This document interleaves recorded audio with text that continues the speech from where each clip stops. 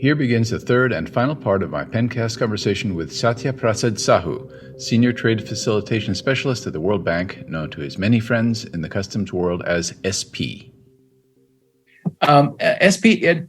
Trade facilitation is obviously about efficiency, but another key buzzword that I've encountered again and again, and that one hears in the trade, is resilience. Could you say a few words about the importance of resilience in ensuring that trade is facilitated in an optimal manner? Absolutely. So while trade facilitation is all about efficiency, faster clearance, fewer controls, or smarter controls, resilience is equally crucial, recent events that have caused so many upheavals globally have shown us that the whole supply chain of the world is very interconnected. And the interconnected supply chain is vulnerable to disruptions, mega events that disrupt global trade and turn the world upside down, as it were.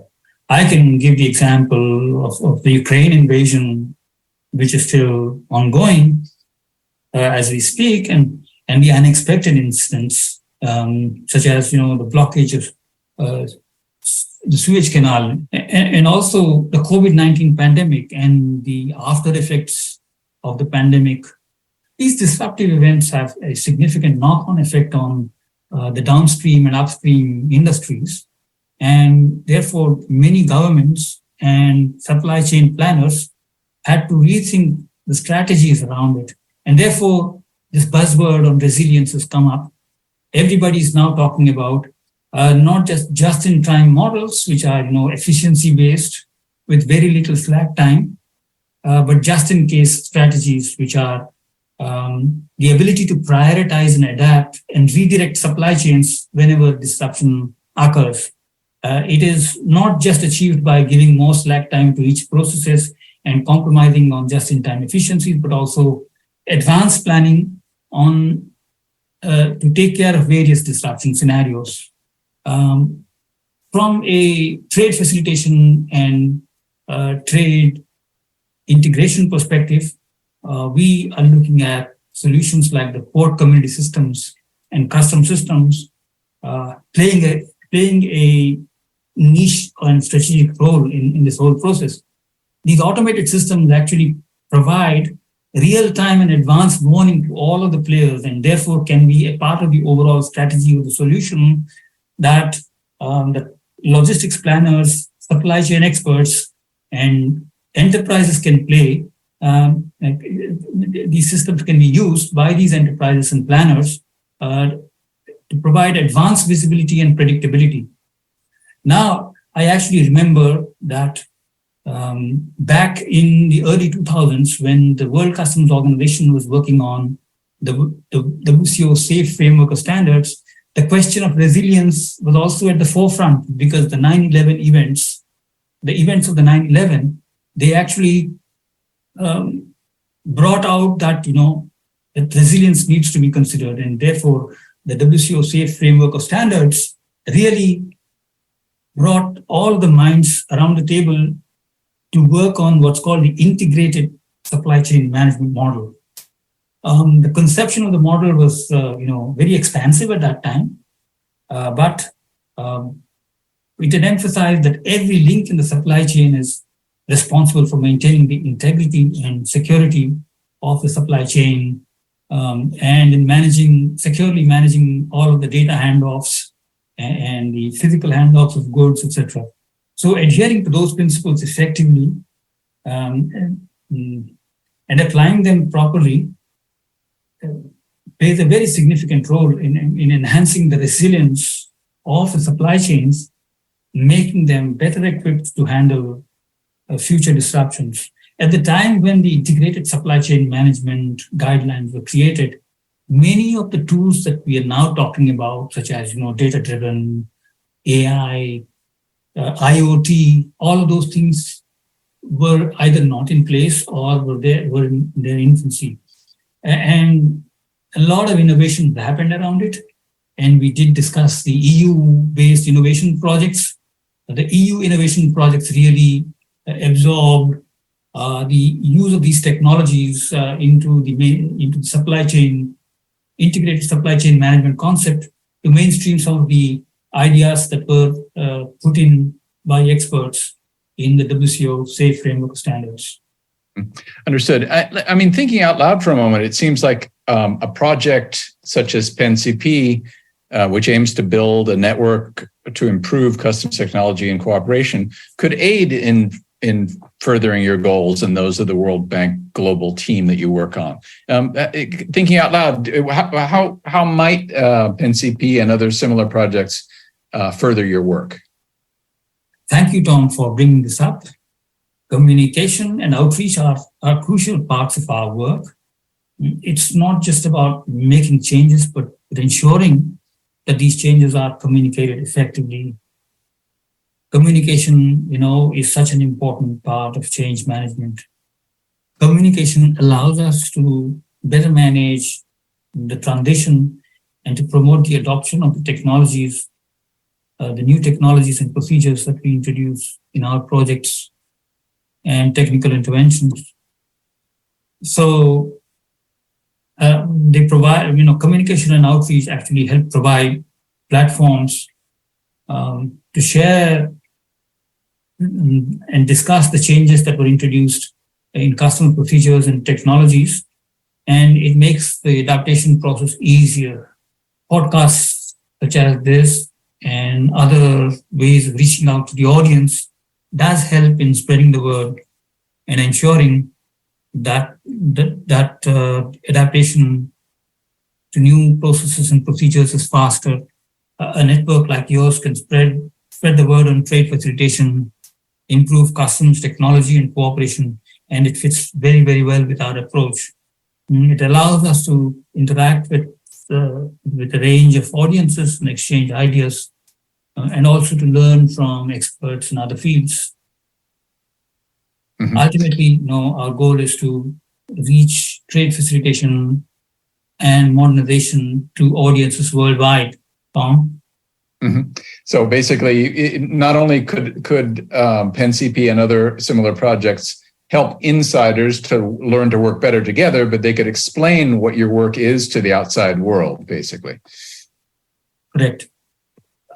Can national customs officials, we've mentioned some important resources and important resources and services that the World Bank offers. How can national customs officials obtain access to support from the World Bank? And what would be the preferred official channel to request information or support?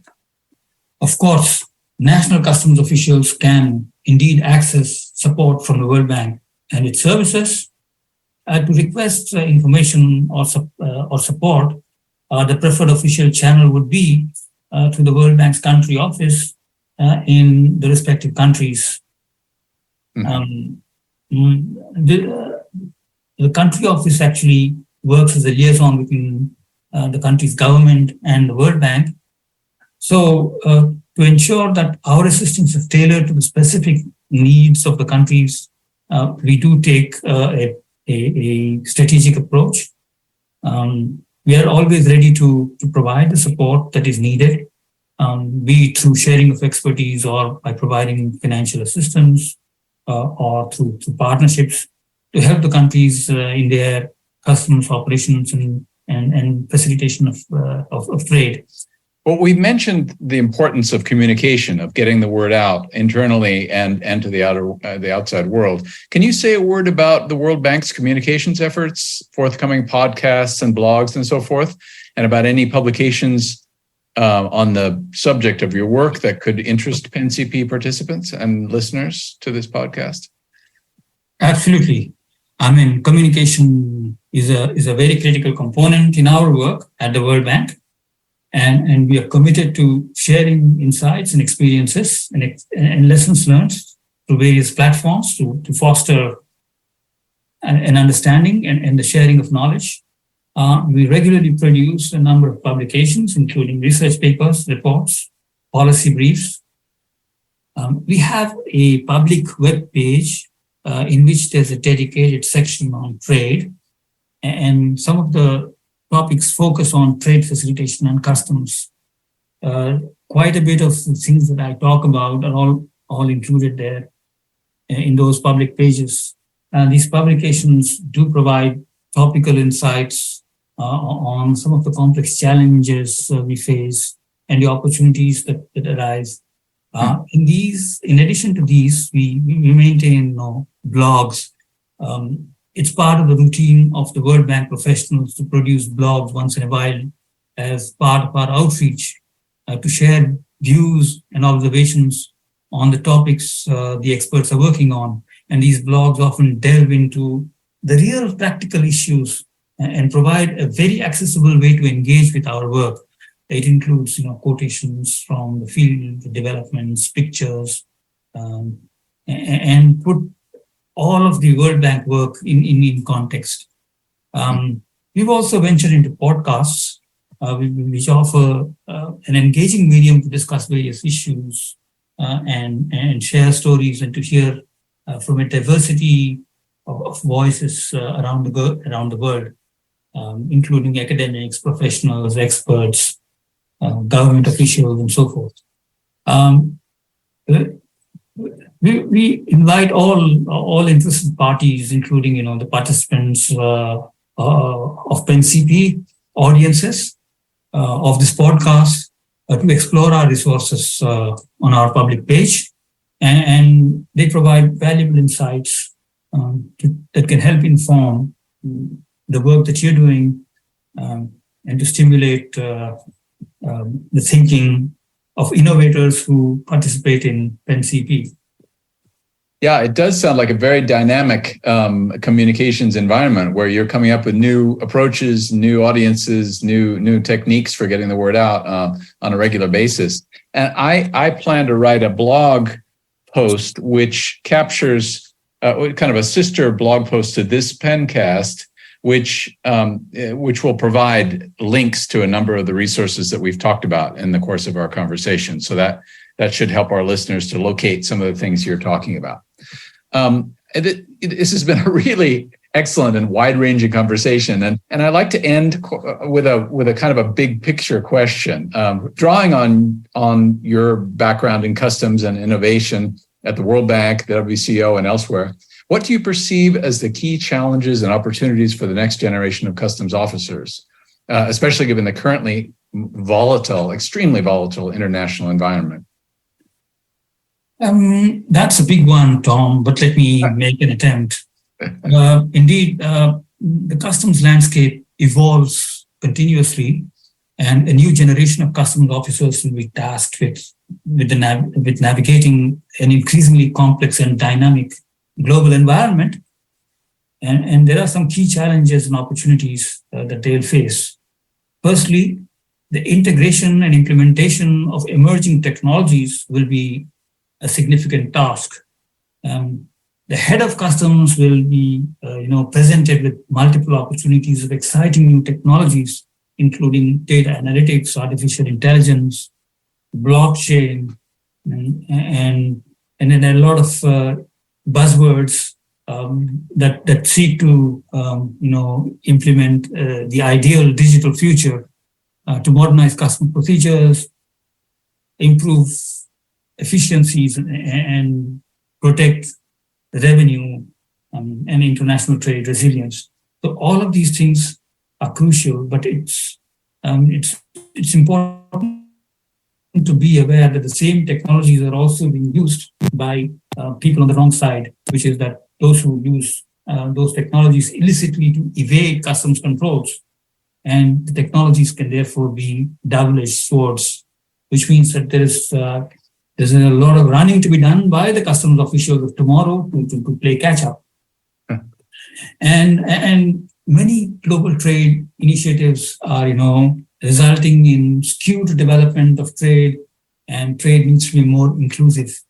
And that's going to be a major challenge. And there are two things that come to mind from a World Bank perspective. Firstly, to make trade more inclusive, we need to bring traders of all sizes to participate in trade, and that includes small and medium enterprises. They need to come on board and participate in the global trade ecosystem. The second dimension is the gender dimension, which is very important for the World Bank, We also need to encourage women-owned and women-led businesses to participate in international trade. And we do a lot of research on identifying the particular barriers that women face in accessing trade facilitation facilities and participate in international trade effectively. So these types of businesses often lack the resources to navigate the complex trade procedures, and it's for customs officers to find ways to support and include them. Global awareness is growing, and the buzzword today is climate change, and it's the center of discussions these days everywhere, wherever we go.